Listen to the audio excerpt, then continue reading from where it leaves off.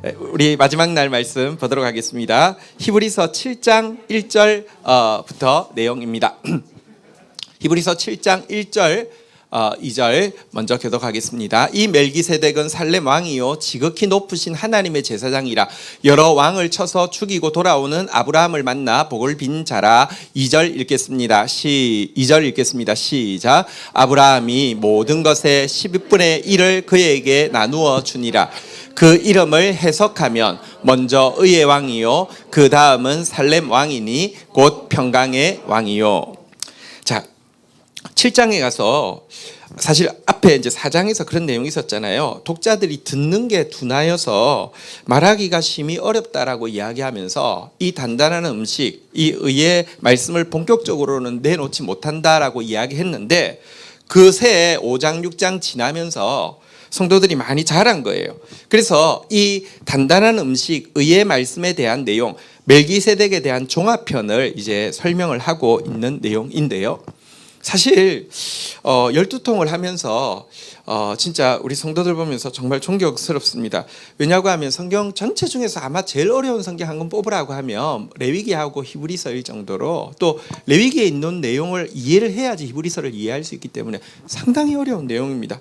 이 어려운 내용을 그것도 새벽에, 그것도 제가 앞에서 이제 설교를 하면서 여러분들 표정을 보면 알 수 있거든요. 그것도 알아들으면서 여기까지 온다는 거 보통 일이 아닙니다. 솔직히 말하면 만약에 12통에 그 매번 그냥 본문을 정해서 할 수 있다고 하면 절대로 안 정했을 거예요. 제가 미리 보다가 제가 기겁을 해가지고 못했을 거예요. 근데 이 어려운 말씀, 의의 말씀을 사실은 함께 지체들이 먹을 수 있다는 것 굉장한 것입니다. 우리 옆에 분들에게 이렇게 한번 인사하겠습니다. 존경합니다.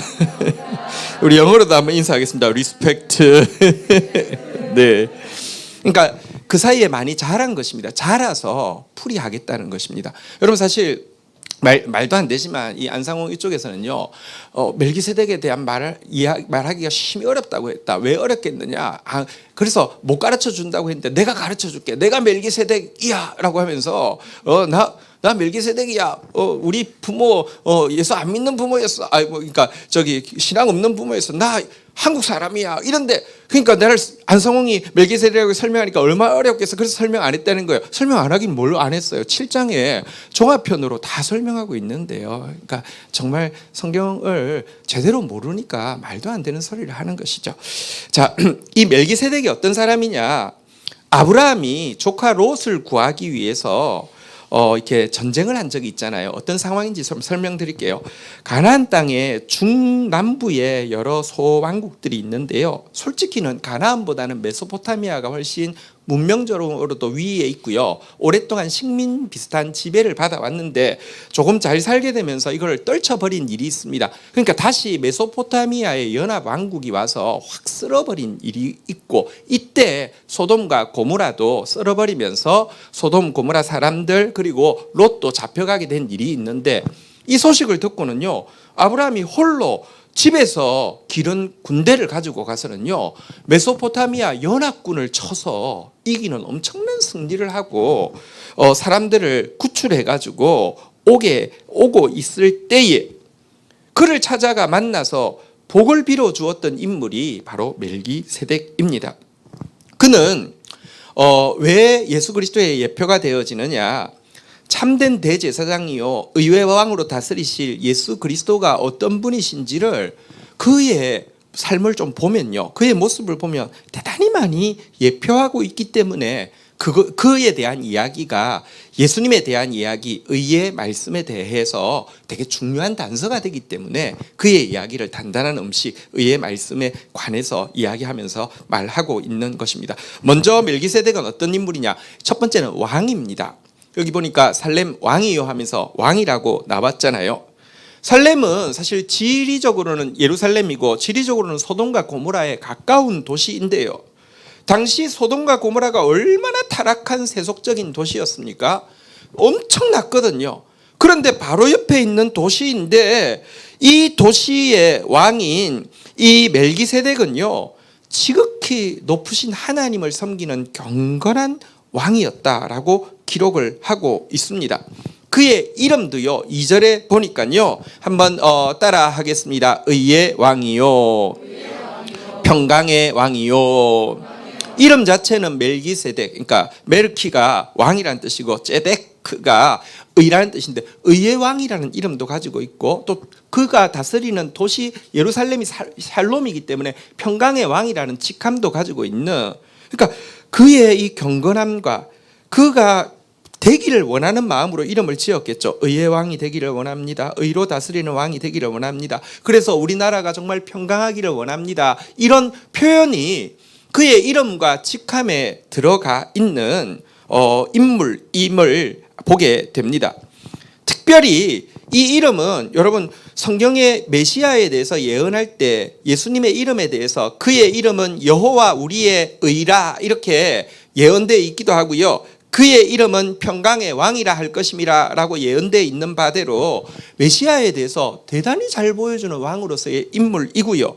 특별히 그가 다스렸던 살렘 지역이 궁극적으로 의가 완벽하게 이루어지고 공의와 정의가 강물처럼 하수처럼 흐르는 그리스도의 나라의 상징 새 예루살렘으로 불리워지고 있다는 것은요 어떤 의미겠습니까? 예루살렘이 왜 이 천국의 상징이 될까요? 그 땅이 너무 비옥해서입니까? 그 땅에서 황금이 나와서이겠습니까? 저는 그렇게 생각합니다. 멜기세덱이 통치했던 그의 통치가 그때의 이 예루살렘의 의가 구현되어진 이 모습이 인류 가운데서 최초로 한 나라가 의가 구현되어진 이 모습이 장차 그리스도께서 의로 다스리실 그 나라의 모형이 되어지고 있었기 때문에 하나님께서요 그의 이 왕도를 새 예루살렘, 다윗이 왕도를 삼게 하고 새 예루살렘이라고 이름 부르는, 다시 말하면 그는 정말로 의의 면류관을 쓰고 의로 왕노릇 하는 대단히 특별한 왕이었음을 우리는 알 수 있습니다. 게다가 멜기세덱에게는 한 가지 더 직분이 있는데요. 한번 따라하겠습니다. 제사장. 인류 가운데 최초로 지극히 높으신 하나님으로부터 당신의 제사장이라고 인정받은 그 이름을 부여받은 첫 인물이 멜기세덱입니다. 이것은 사실 뭐 이방에는 제사장이 있겠죠. 그런데 하나님의 제사장, 지극히 높으신 하나님 여호와의 제사장은 사실 후대에 400년이 지나서 아론이 처음 세워지고 아론의 후손을 통해서 계승되어진 것을 보며 400년도 훨씬 전에 하나님이 너는 나의 제사장이라고 임명한 부분에서 보면 그가 특별한 제사장이라는 사실을 알게 됩니다. 그리고 그가 제사장으로서 했던 일이 오늘 본문에 이제 1절에 나오는 바대로 아브라함을 만나서 복을 빈 것입니다. 아브라함을 만나서 복을 빌었던 내용 이 무엇인지 우리 창세기 14장 19절 20절 다시 한번 읽도록 하겠습니다. 한번 보겠습니다. 창세기 14장 19절 제가 먼저 읽겠습니다. 그가 아브라함에게 축복하여 이르되 천지의 주제이신 지극히 높으신 하나님이여 아브라함에게 복을 주옵소서. 19절 20절 같이 읽겠습니다. 시작. 너희 대적을 너희 손에 붙이신 지극히 높으신 하나님을 찬송할지로다 하매 아브라함이 그의 얻은 것에서 10분의 1을 멜기세덱에게 주었더라. 19절에 나오는 대로 복을 빌었습니다. 하나님의 이름으로 복을 빌었고요. 또 복을 비는 것으로 끝나지 않고 교훈도 주었죠. 사실 아브라함 입장에서도 엄청난 승리를 거둔 거예요. 메소포타미아 연합군을 자기 군대에 400여 군대를 가지고 이겼다는 것은 이건 대단한 승리예요. 기드온이 이루었던 엄청난 승리 그것과도 비교할 수 없을 정도의 대단한 승리예요. 우쭐댈 수 있을 거예요. 그런데 축복하고 나서는 너의 대적을 내 손에 붙이신 지극히 높으신 하나님을 찬송하라고 하면서 그에게 교훈을 주는 일이 그가 한 일이었고요. 이 축복과 교훈에 대해서 너무 감사한 마음으로 아브라함이 받아들이면서 그 감사를 하나님께 표현하는 마음으로 아브라함이 그에게 11조를 바친 것, 이것이 멜기세덱이 제사장으로서 했던 일의 기록입니다. 여러분, 아브라함이 이 멜기세덱에게 축복할 때 고맙습니다. 교훈할 때 참고하겠습니다. 제가 마음에 새기겠습니다. 그리고 마치고 나서는 11조를 바친 게 단지 아브라함이 착한 사람이어서 그랬을까요? 성품이 좋아서 누가 그렇게 좋은 말 하는데 아유 고맙습니다 하고 말지. 그리고 또 좋은 말을 했는데 또 나 부자기도 하니까 11조 바친 건 아닐까요? 전혀 그렇지 않습니다.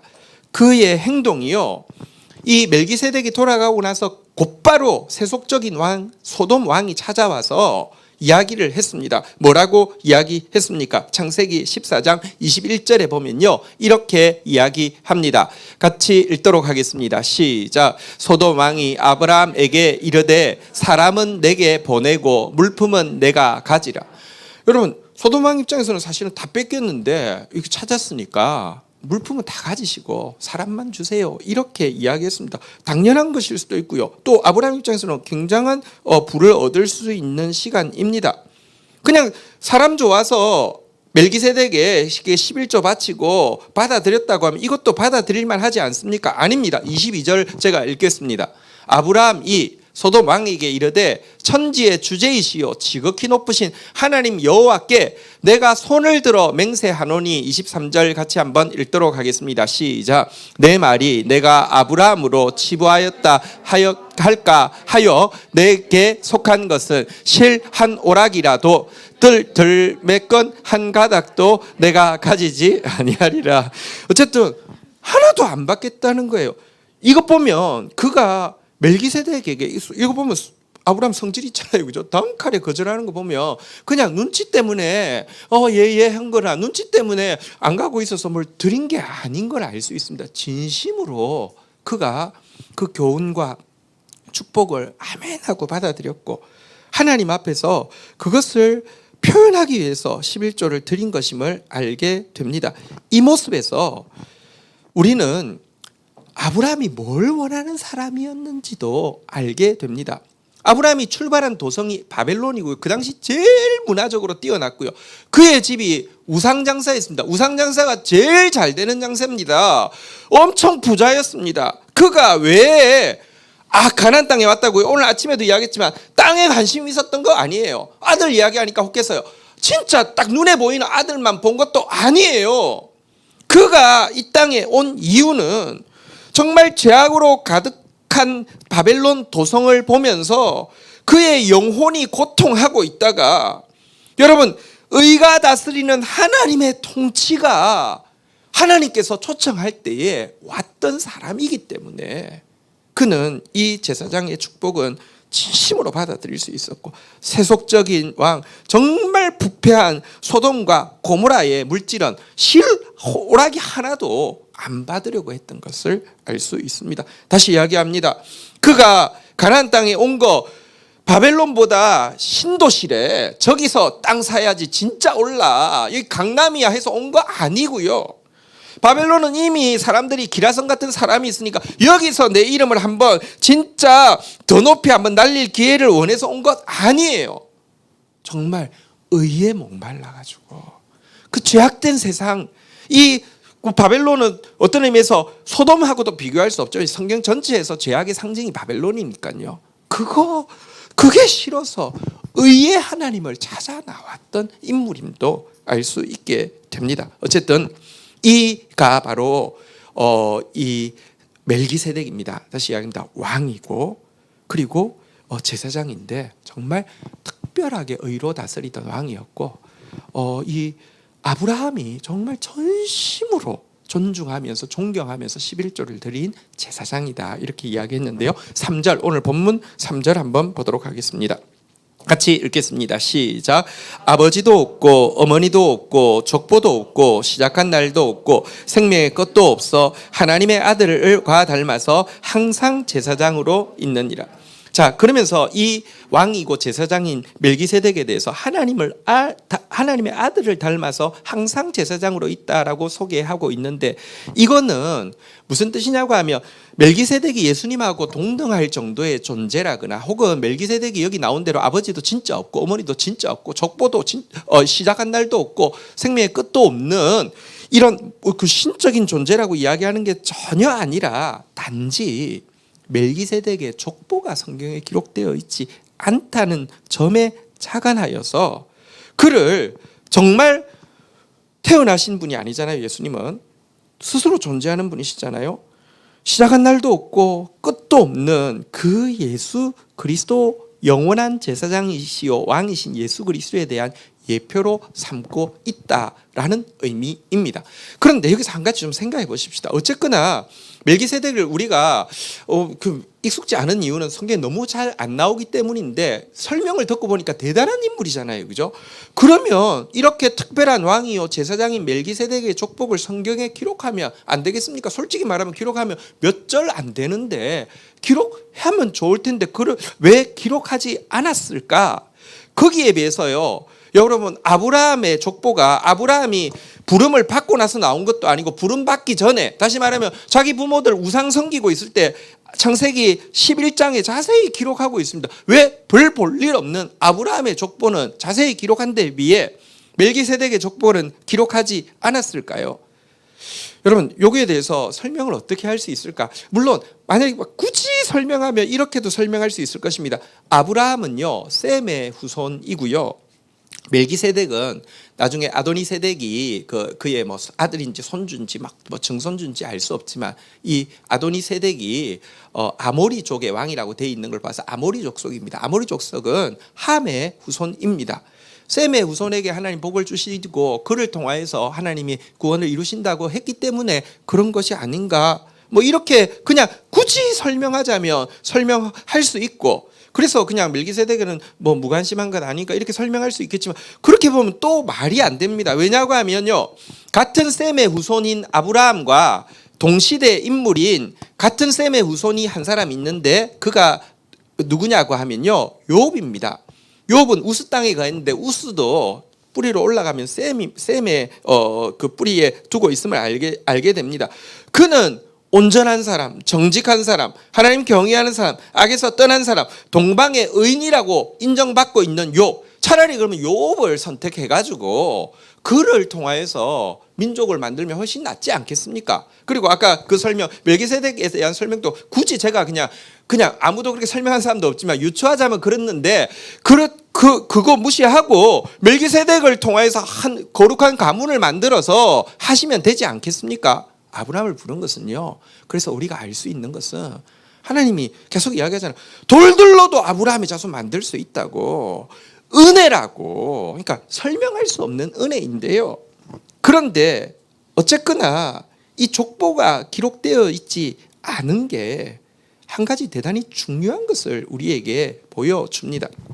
워낙에 인류에 대한 구원 계획, 참으로 의로 다스리실 왕, 참으로 속죄와 축복을 완성하실 제사장이신 예수 그리스도를 통한 구원 계획은 인류가 타락하기 전부터 시행됐습니다. 왜냐하고 하면 인류가 타락하자마자 어린 양을 바로 잡게 하시는 것은요 이미 준비되어 있었다는 뜻입니다. 이때는 아브라함도 없었고 아론 계통의 제사장도 없었잖아요. 그런데 이 구원이 가까워 오기 시작할 때에 하나님께서 이 구원에 대해서 알 수 있도록 모델하우스를 지으시고 모델하우스에 가면 브로셔 이렇게 막 그 사진으로 막 이렇게 설명해 주는 브로셔도 있고 또 스태프들이 있어서 제가 설명해 드릴게요 이렇게 하기도 하고 요즘은 이제 특별히 좀 고급 그 저기 아파트 같은 경우는 또 그 시니어들이 들어가는 뭐 클래식 뭐 더 클래식 뭐 이런 것 같은 데서는 이제 서비스가 되게 좋잖아요. 그죠? 그 서비스를 이렇게 시연을 해 드리기도 하고 이렇게 하면 이렇게도 해 드리고 막 이렇게 하는 스태프들도 있고 브로셔도 있고 모델 하우스도 있는데 이게 바로 뭐냐고 하면요. 율법이고 성전이고 제사장이라고 할 수 있습니다. 그런데 여러분 이 율법, 성전, 제사장은요 모델하우스 브로셔고요 모델하우스고요 모델하우스 스텝입니다. 그 스텝 그대로 가는 것도 아니고요 그 모델하우스 브로셔 그대로 하는 것도 아니고요 그리고 그 집에 사는 것 아닙니다. 그런데 우리는 자꾸 눈에 보이는 것에 너무 집착하는 경향이 대단히 강합니다. 눈에 보이는 하나님이 내게 땅을 줄게 그때부터 땅만 생각해요. 내게 아들 줄게 아들만 생각해요. 그거 생각하지 말라는 게 아니라 그 뒤에 있는 더 큰 걸 봐야 되는데 이걸 못 보는 경향이 있습니다.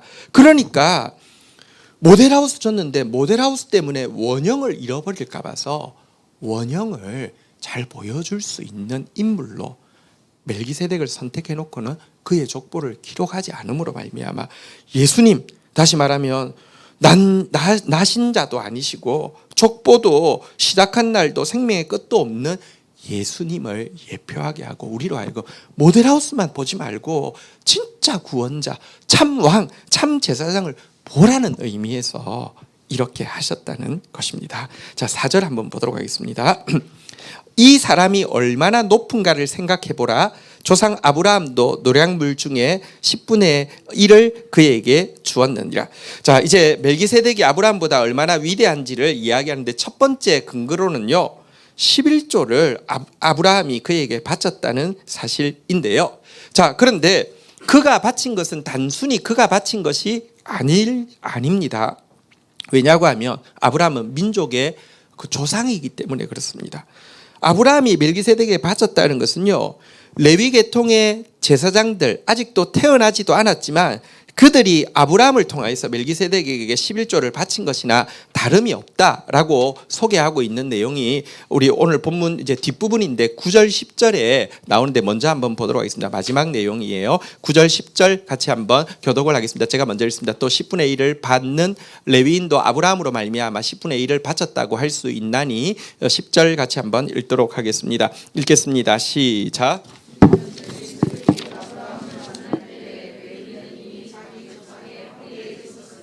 네. 자, 그리고 또 2절 한번 가보도록 하겠습니다. 5절. 우리 이제 5절, 오늘 본문 5절 가보겠습니다. 같이 읽겠습니다. 시작. 레위의 아들들 가운데서 제사장의 직분을 받은 자들은 율법을 따라 아브라함의 허리에서 난 자라도 자기 형제인 백성에게 10분의 1을 취하라는 명령을 받았으나. 또 한번 보십시다. 11조도 훗날 이스라엘 백성들도 아브라함의 자손이고 레위인도 아브라함의 자손인데 똑같은 동등한 아브라함의 자손인데 다른 지파 사람들은 레위인들에게 11조를 바쳤어요. 왜 바쳤습니까? 그들이 영적으로 훨씬 더 우월해서입니까? 아닙니다. 여기 보니까요, 무엇이라고 기록하고 있습니까? 율법을 따라, 한번 따라하겠습니다. 율법을 따라 명령을 받았으나 레위인들한테는 담대하게 가서 11조를 요구해. 그리고 백성들에게는 11조를 바쳐. 율법을 따라 명령했기 때문에 11조를 드리기도 하고 받기도 했는데, 여러분, 아브라함이 멜기세덱에게 11조를 바친 것은 율법 자체가 없었고요, 명기된 게 아무것도 없는데 바쳤다는 것입니다. 그냥 진심으로 그의 마음에서 우러나서 바쳤다는 뜻이기도 하고요. 아브라함에게 주어진 왕직과 제사장직이, 여러분, 권위는 두 가지가 있는데 한번 따라하겠습니다. 부여된 권위, 확정된 권위. 부여된 권위란 우리가 기름 부어서 세우는 것입니다. 직분자를 세우기도 하고 이런 것들을 부여된 권위라고 해요. 하나님이 직분자를 세우잖아요, 그죠? 그런데 확정된 권위란 뭐냐고 하면요, 내가 세웠기 때문에 내가 우리나라도 그렇잖아요. 선거를 하면 대통령이 되는 거, 그건 부여된 권위인데, 확정된 권위란 뭐냐고 하면 자기의 행위를 통하여서 정말 저분은 대통령이 맞아, 혹은 저분은 정말 좋은 지도자가 맞아, 이렇게 될 때를 확정된 권위라고 하는데요. 아브라함이 자발적으로 율법에도 없는데 11조를 바쳤다는 것은 멜기세덱의 권위가 어떤 권위라는 뜻입니까? 부여된 권위뿐 아니라 확정된 권위도 가지고 있었던, 정말, 그러니까 레위인들이 11조 받는다고 해서 멜기세덱이 받는 거하고는 차원이 다르다는 이야기를 하고 있는 것입니다. 자, 이렇게 설명을 하고는요, 그 다음에 또 우리 한번 좀 보도록 하겠습니다. 6절 보도록 하겠습니다. 같이 읽겠습니다. 시작. 레위 족보에 들지 아니한 멜기세덱은 아브라함에게 10분의 1을 취하고 약속을 받아 그를 위하여 복을 빌었나니. 7절 마지막으로 읽겠습니다. 시작. 논란의 여지 없이 낮은 자가 높은 자에게서 축복을 받는 것이라. 제가 8절 읽겠습니다. 또 여기는 죽을 자들이 10분의 1을 받으나 저기는 산다고 증거를 얻은 자가 받았느니라. 자, 11조를 받은 것에 대해서 한 가지 더 8절로 또 차이를 비교하고 있는데요. 레위 지파 제사장들은 11조를 받지만 죽습니다. 그렇지만 멜기세덱은 여기 보니까요, 산다고 증거를 얻은 자라고 했는데 그가 안 죽었다는 뜻이 아니라 족보가 없다는 뜻인데요. 그렇지만 예수 그리스도는 정말로 산다고 증거를 얻은 자이잖아요. 그가 11조를 받은 게 단지 탁월한 그의 우월성 때문에 받은 것일 뿐 아니라 장차 산다고 증거를 얻는 자 예수 그리스도의 예표로서 받은 것이기 때문에 그가 받은 11조는 훨씬 초월하는 것이다. 이러면서 아브라함과 비교할 수 없는 우월성을 가지고 있다. 이렇게 설명한 것이고요. 또 두 번째로 이제 멜기세덱과 아브라함의 차이를 우월함의 차이를 설명하는 것이 우리 앞으로 올라가서 7절에 나오는 내용입니다. 멜기세덱이 아브라함에게 복을 빌었다는 것입니다. 이게 그가 아브라함보다 더 우월한 존재임을 보여주는 증거다라고 설명을 하고 있는데요. 멜기세덱이 아브라함에게 복을 빌었다는 게 사실 굉장히 중요한 한 가지 의미를 가지고 있습니다. 멜기세덱이 복을 빌 근거는 제사장이기 때문에 그런데요. 제사장이 하는 일은 두 가지입니다. 한번 따라하겠습니다. 속죄의 제사를 집전하는 것입니다. 그리고 나서 하는 게요, 축복입니다. 속죄와 축복이 두 가지 중요 일인데요. 순서가 있습니다. 속죄하기 전에는 절대 축복할 수 없습니다. 속죄해야지만 축복합니다. 그래서 여러분 제사를 한번 보십시오. 백성들이 이제 속죄 제물을 가지고 오면 대제사장이 특별히 속죄일에는 그 제물을 바치고 나서 하나님 앞으로 지성소로 들어갑니다. 모든 사람이 사모하는 마음으로 또 두려운 마음으로 기대하는 마음으로 제사장을 바라봅니다. 그런데 들어갈 때는 아무 말도 하지 않습니다. 자기가 무슨 권위가 있습니까? 속죄, 자기 죄도 지금 어떻게 될지 모르는데요. 근데 속죄를 마치고 그 속죄가 받아들여지고 나오면 어떻게 됩니까? 두 번째 나올 때는 백성들이 모두 다 막 기다리고 있다가 막 눈을 동그랗게 뜨고 있다가 봅니다. 막 그 설레는 마음으로 이제는 제사장이 뭐 할 수 있어요? 축복할 수 있어요. 그 축복을 기다립니다. 그때 제사장이 손을 들고 축복한 내용이 오늘날 교회에서 하는 축도의 내용이죠. 여호와는 내게 복을 주시며 너를 지키시기를 원하며 여호와는 그 얼굴을 내게 비추사 은혜 주시기를 원하며 여호와는 그 얼굴을 내게로 향하여 드사 평강 주시기를 원하노라. 그러니까 그때는 백성들이 다 이제 그 축도를 받는 것이죠. 제가 이제 할 때 이렇게 손 모양을 이렇게 하는 게 왜 그런지 물어보는 사람이 있는데 이게 이제 이렇게 히브리어 알파벳 중에서 이렇게 쉰이라는 알파벳인데요. 이게 그 성경에 보면 전능자의 이름으로 샤다이가 전능자인데 샤다이의 첫 글자가 이렇게 꼭 생겼습니다. 그래서 이렇게 해서 제사장이 축복을 하고 백성들이 받는 것입니다. 사실 이제 이것 때문에 축도를 저희 교회에서는 이제 눈을 뜨고 받아도 된다 이렇게 설명을 합니다. 왜냐하면 워낙에 그런 용도였고요. 저희 교단 교회 중에서 지금 여기 서문교회라는 큰 교회가 있습니다. 그게 이제 담임 목사님이 신대원 원장님도 하신 굉장히 이제 신학자시죠. 이분이 이제 교회에서 요게 원래 축복이라는 것은 축복하는데 눈을 감으면 제사장이 나왔는지 안 나왔는지 모르잖아요. 그죠? 그러니까 눈을 뜨고 사모하는 마음으로 받는 게 맞습니다. 그래서 이게 원래 그런 것이니까 우리 교회에서 한번 해봅시다 해서 했는데요.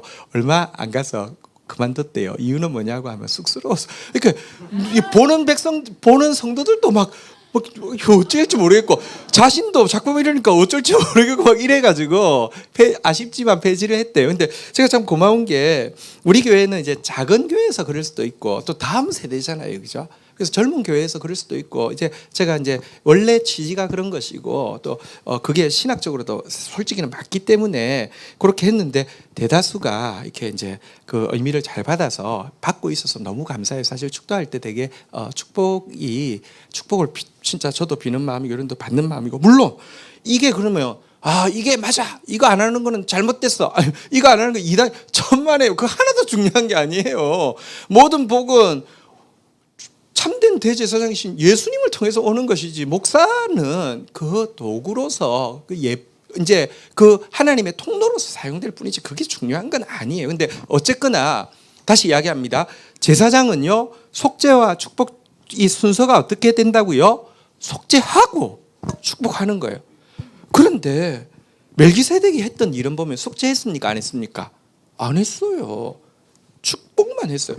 보자마자 축복했어요. 이것은 레위 계통의 제사장은 상상도 못하는 일입니다. 이것 자체가 이 축복한 행위 자체도 복을 빈다는 것이 윗사람이 아랫사람에게 비는 것이니까 우월하지만 속죄 없이 축복했다는 것 자체는 그의 제사장직이 훗날 아론의 제사장직과 비교할 수 없는 제사장직이다는 것을 보여줍니다. 왜냐고 하면 예수님에 대해서요 예수님 이 땅에 오셔서 속죄를 완성하시고 나서는요, 지금 하늘 성소, 이게 사실은 진짜 성전이죠. 이게 진짜 하늘 나라, 이게 진짜 나라죠. 이곳에서 다시 속죄하는 제사를 드리지 아니하고 우리를 위하여 중보하고 축복한다고 성경에 기록하고 있잖아요. 예수님만 이제 속죄하는 제사 없이 축복할 수 있는데요, 그 일을 이 멜기세덱이 보여주고 있기 때문에 지금 멜기세덱 이야기를 하는 것입니다. 그리고 사실 이제 멜기세덱 이야기 이제 이 정도 했으면 이제 그 뭐 안상훈 그런 미친 사람들 이야기해도 비웃을 수 있겠죠. 그런데 중요한 건 멜기세덱이 아니라 멜기세덱, 이제 우리는 멜기세덱 연구할 필요 없어요. 이제는 어떻게 하면 됩니까? 구이세덱이 되어서 구이동에서 의를 내가 보여주면 되는 것이고요. 잠실 세덱이 되어서 잠실에서 보여주면 되는 것이고요. 그리고 그 원본인 한번 따라하겠습니다. 예수를 깊이 생각하라. 그리고 그분께 나아가는 것입니다. 우리를 축복하기 원하시는 주님께 나아가서 복을 받는 것입니다. 하나님의 이 진짜 의가 우리에게 열매되어지는 복을 받는 것입니다. 그런 성도들로 세워지기를 주의 이름으로 축원드립니다. 우리 다 함께 자리에서 일어서셔서 이 은혜로우신 대제사장, 은혜로우신 왕, 의의 왕이신 주님, 우리를 축복하시는 주님 앞에 나아가서 그의 복을 받고 그의 복으로 이 황무해진 세상을 축복하는 사람 되기를 원하는 마음으로 함께 찬양하겠습니다.